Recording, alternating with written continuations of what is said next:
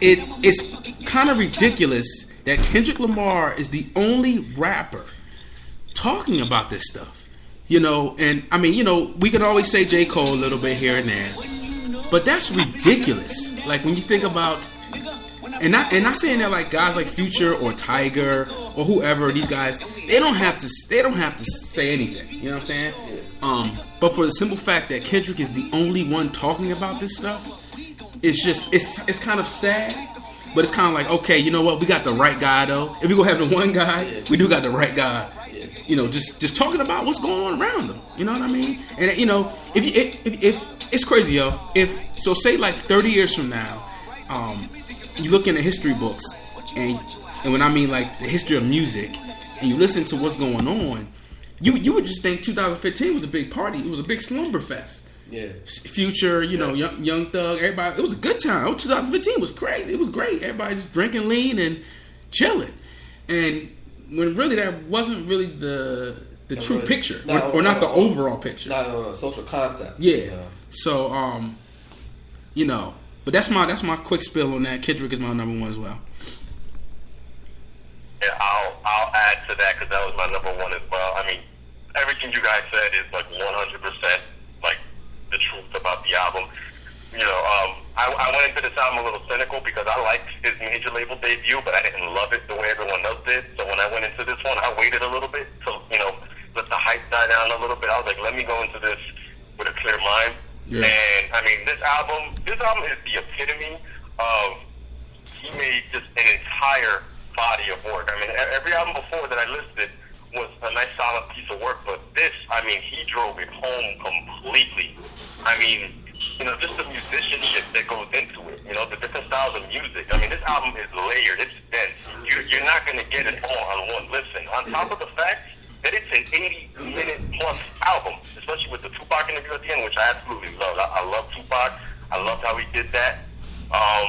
You know, and it's true. I mean, you know, besides the musicianship, right, he went into this and, you know, to me, he topped his debut. I like this better than Good Kid, Mad City, because on the first album, right, like, no idea is really original, right? It's all been talked about or whatever, you know, so I felt like, all right, you know, maybe it was the first album the way people liked the storytelling or whatever, you know, and again, that was also a consistent piece of work, but this second album, I feel like he really expanded, and Brandon, like you said, like, nobody on his level who has his platform is doing anything anywhere near what he's doing. You know, he took the stage, and he's winning Grammys for it. He just won 5 Grammys the other night for this album. He didn't win, I think, any Grammys for the first album. Right. So he's setting a standard for the new generation that, you know what, if you really, you know, if you're standing there, you know, you stand in your place, you can have, you know, number one album talking about conscious material. Right. And get Grammys for it. Right. But you have to be talented. You know, not anybody could just do that. Right. You know, and I really think he's setting a brand new standard. I'm not even a diehard Kendrick fan, but I can't think of an album that was put together beginning to end better than this. There's no filler. It's deep, and this album is going to age very well. I'm confident 20 years from now I will be able to enjoy this album as I do now. Word. Oh man, well put, man. Armand, you got your number one album? I basically can repeat what Ray said. I think Kendrick Lamar set the bar so high for like his peers that you really can't compare it. I don't think there's another album out there that you can just say was this good and authentic. And like Ray said, I'm not even a big Kendrick Lamar fan. I like him, and I think he's very talented, but I don't be, you know, listening to him faithfully all the time.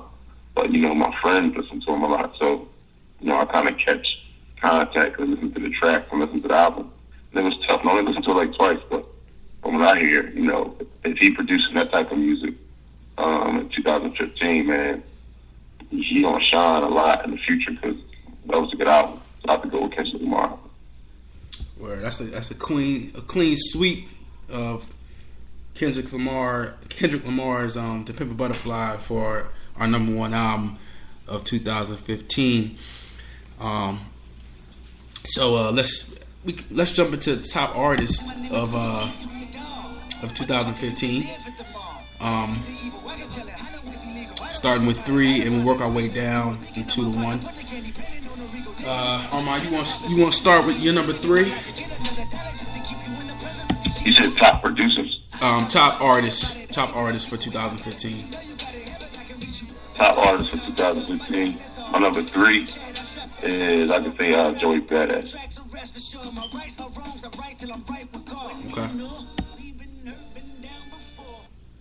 Yeah, Joey got some love throughout. Joey always been consistent, man. Yeah. I ain't really like a lot of other dudes in his crew, but I mean, to me, he always been consistent and giving quality music. And he a young boy, and I still check with his stuff.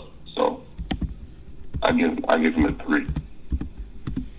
I ain't mad at that. It's funny because like when I first heard him, I was like, yo, I couldn't get over his name. I'm like, yo, his name is horrible. Like, why would you pick that name? But the music just supersedes everything, and that 1999 joint kind of really got me into him. It ain't a 2015 track, but got me on him.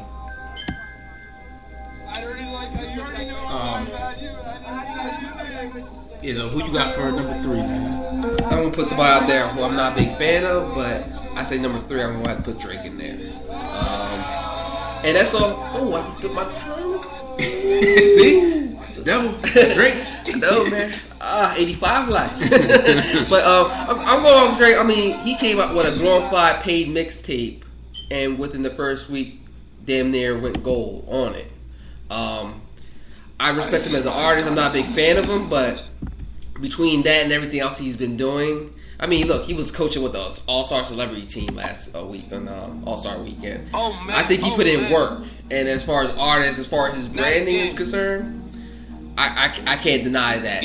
His star power, his branding power. I mean, he's exceeding Wayne now, who was his mentor, and everything. And he destroyed Meek Mill, which is sad to say. Very important and very pretentious. When I look back, Drake, number 3. Ray, who you got for number 3, man? I'm going to go the route of controversial.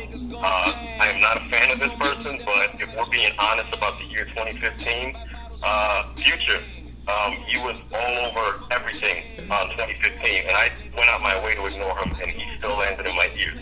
So, Future, if we're talking just these are my top 3. I'm listing the top 3 artists that I feel had a big 2015. Okay. All right. I'm about to say, explain this, brother. Explain this. Okay. That's how I'm looking at it. Yeah. Okay. Impact and Yeah.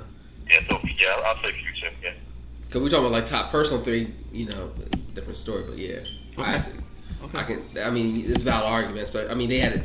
Especially what we talked about earlier, him and Drake had a mixtape together. Turn this off. Yeah, I can't. Turn this off.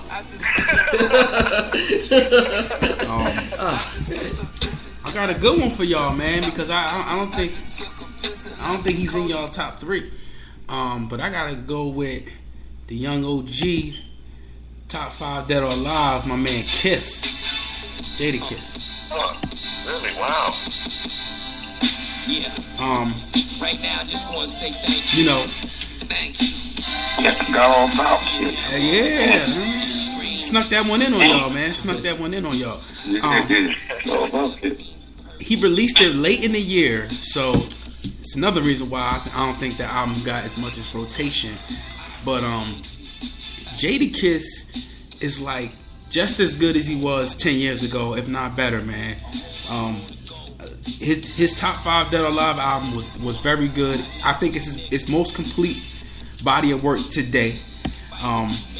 Reasons being because I just feel like he has the wisdom now, and now it's just more like he's bigger than just punchlines now, and he has wisdom to go with his stories.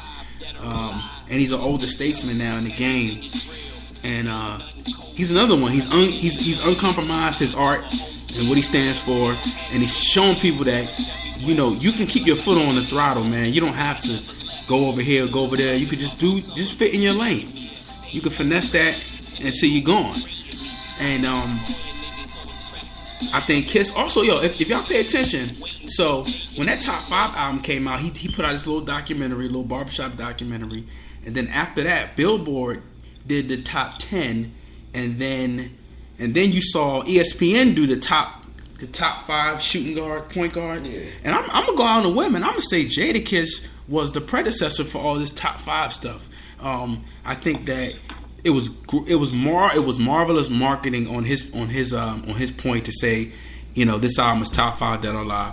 All y'all Jadakiss fans, so all y'all know that he's been saying this in his rhymes for years.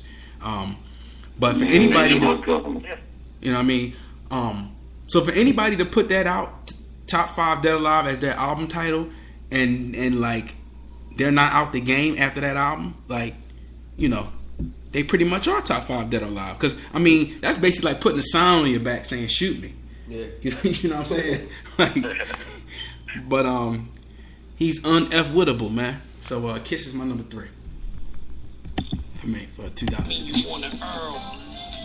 Stars will tell you that sun is thorough. I'm getting better every week. Now I don't talk too much. The longevity will speak. They ain't selling you nothing. You think it's better because it's cheap. With the push of a button, I get you wet up in the street. It's never been even. I'm one of the best. Red shirts. I guess my number 2, I'm gonna go with J. Cole.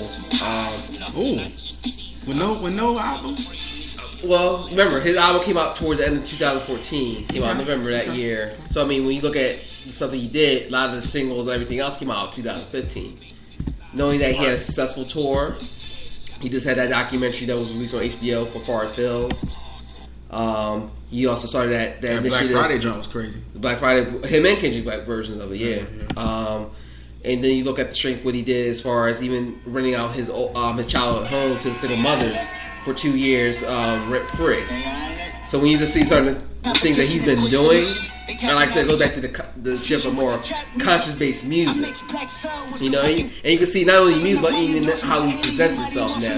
You go more like, okay, my hair's a little nappy now, I'm doing a twist or whatever. He's speaking out on the police brutality. He's speaking out on stuff that more artists or even artists that we should think that should be speaking out on are not doing. Mm-hmm. And even how much praise we gave to Pimp a Butterfly. In a lot of ways, Cole was already saying this, but it was towards the end of the year. And then, like I said, we're looking at 2015, not 14. But it's in the same lane, that's on a different level. Kendrick took it to levels beyond everybody. But Cole, to me, as far as influence, impact, this is my number 2 right there.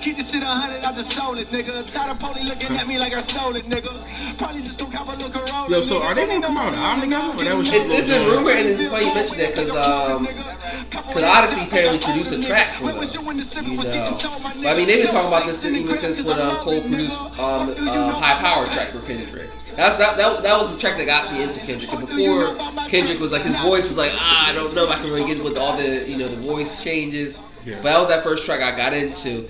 And what's nice about Forest Hills, that was the album to me where he came back home, in a sense. Mm-hmm. When you listen to like the first album, Sideline Stories, okay, I'm on a major label now, I'm with Rock Nation, I gotta make this hit song, and it's that he fumbled. Because when you listen to Friday Night's Mixtape, to me, honestly, that should have been his first album. Yeah. And he kind of was very solid, very complete. And he kind of set himself up for failure in a sense because even before that album came out, he said, my true fans, my true core listeners are going to appreciate this mixtape more than my actual debut album. Right. So he knew himself that this is not really who I am. Mm-hmm. With the second album, Born Sinner, where he had the song I Let Nas Down, because he knew he messed up.